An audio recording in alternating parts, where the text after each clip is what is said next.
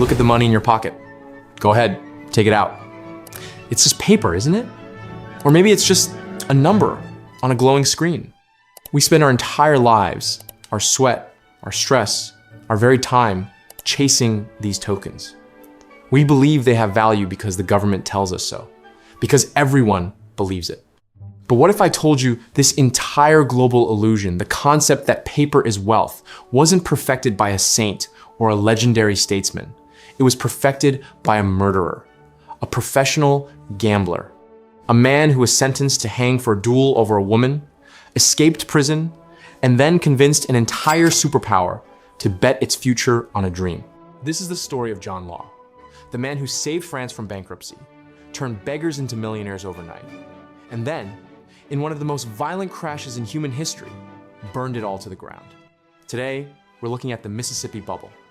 Because if you want to understand why our modern financial system is so fragile, you have to understand the man who built the first house of cards. Welcome to Economic Legacy. John Law was born into wealth in Scotland, the son of a goldsmith. But Law didn't want to sit behind a counter weighing gold. He was obsessed with something else, mathematics. Specifically, the mathematics of probability. While most people saw gambling as luck, Law saw it as a system of patterns. By his 20s, he was a fixture in the London gambling scene. He was charming, incredibly handsome, and terrifyingly smart. He could calculate the odds of a card game faster than anyone in the room. While Law was wandering Europe, France was dying. King Louis XIV, the Sun King, had spent 72 years building Versailles and fighting endless wars. When he finally died in 1715, he left behind a debt so massive it would take centuries to pay off. France was bankrupt. The tax system was a mess, trade had stopped, and the people were on the verge of revolt. The man left in charge was the Duke of Orleans, the regent. He was desperate. He tried devaluing the coinage, he tried arresting corrupt tax collectors, but nothing worked.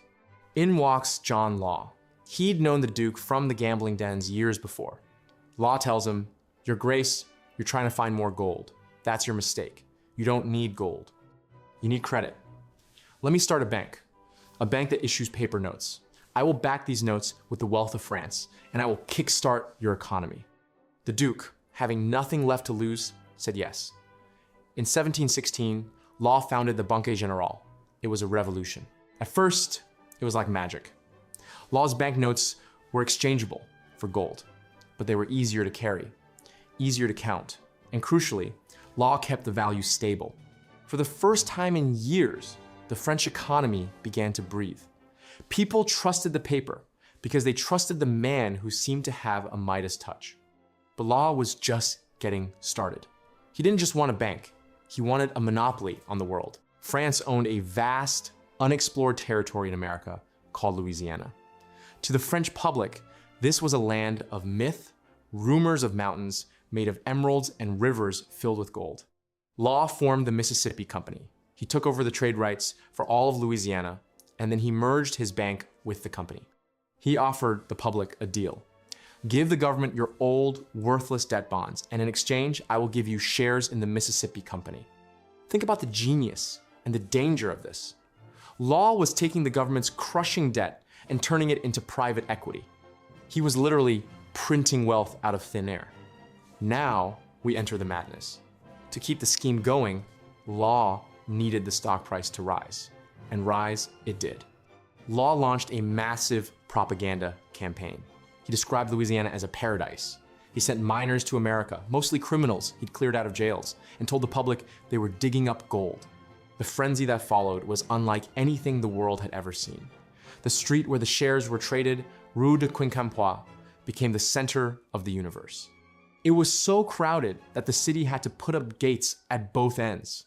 I'm not joking, a local hunchback reportedly made a fortune just by renting out his back as a desk for traders to sign contracts on. People were selling their ancestral lands, their jewelry, their clothes, just to get one more share. The price of a single share went from 500 livres to 10,000 livres in a matter of months. This is where the word millionaire was actually coined. People who had been scullery maids one day were riding in gold-plated carriages the next. Law was now the Controller General of Finances. He was the most powerful man in France, perhaps the world. He was the Atlas, holding up the entire French economy. But there was a ticking time bomb at the heart of his system. To keep the share price high, Law had to keep printing money so people could afford to buy more shares. By 1720, the amount of paper money in circulation was double the amount of actual gold and silver in all of France. Law had created a loop. The more money he printed, the higher the stock went. The higher the stock went, the more money he had to print. The first crack appeared when the Prince of Conti, angry that he couldn't buy shares at a discount, sent his carriages to Law's bank and demanded his paper be changed back into gold. Law complied, filling 3 carriages with gold coins. The public watched. They started to wonder, wait, if he takes all the gold, what happens to my paper? Panic is a slow-burning fuse, then a sudden explosion. People began to realize that Louisiana wasn't a gold mine, it was a swamp. The wealth they were holding wasn't based on production or resources. It was based on the hope that someone else would buy their paper for a higher price. Law tried everything. He banned the export of gold. He limited the amount of coin people could keep in their houses. He even devalued the shares by decree. It was a disaster. By July 1720, the bank had to stop payments. The millionaires realized their paper was just paper. The scenes in Paris were horrific. Thousands gathered outside the bank, screaming for their gold. In the crush, people were trampled to death. Families who thought they were set for generations were suddenly begging for bread. The suicide rate skyrocketed. Law, the man who was once hailed as a god, was now the most hated man in Europe. He had to hide in his house as mobs threw stones through his windows. Finally, his friend, the Duke of Orleans, realized he couldn't protect him anymore. John Law fled France in the middle of the night, disguised as a woman, with nothing but a few diamonds in his pocket. He spent the rest of his life wandering Europe again, gambling for small stakes in Venedig, before dying in poverty. You might look at this and think, how could they be so stupid? How could they believe a gambler? But look closer. John Law didn't just create a bubble. He created the modern world. He gave us the central bank. He gave us paper currency. He gave us the stock market as a tool for national growth. He was right about the potential of credit, but he was wrong about the limits of human greed. Every time a central bank prints money to bail out an economy, that's John Law. Every time a tech stock with no profit reaches $1 trillion valuation based on future potential, that's the Mississippi Company. We are all living in John Law's experiment. The only difference is, this time, there's no new continent to flee to when the bubble pops. So, I ask you again, that money in your pocket, do you own it? Or is it just a share in a story we've all agreed to believe? History doesn't repeat, but it certainly rhymes.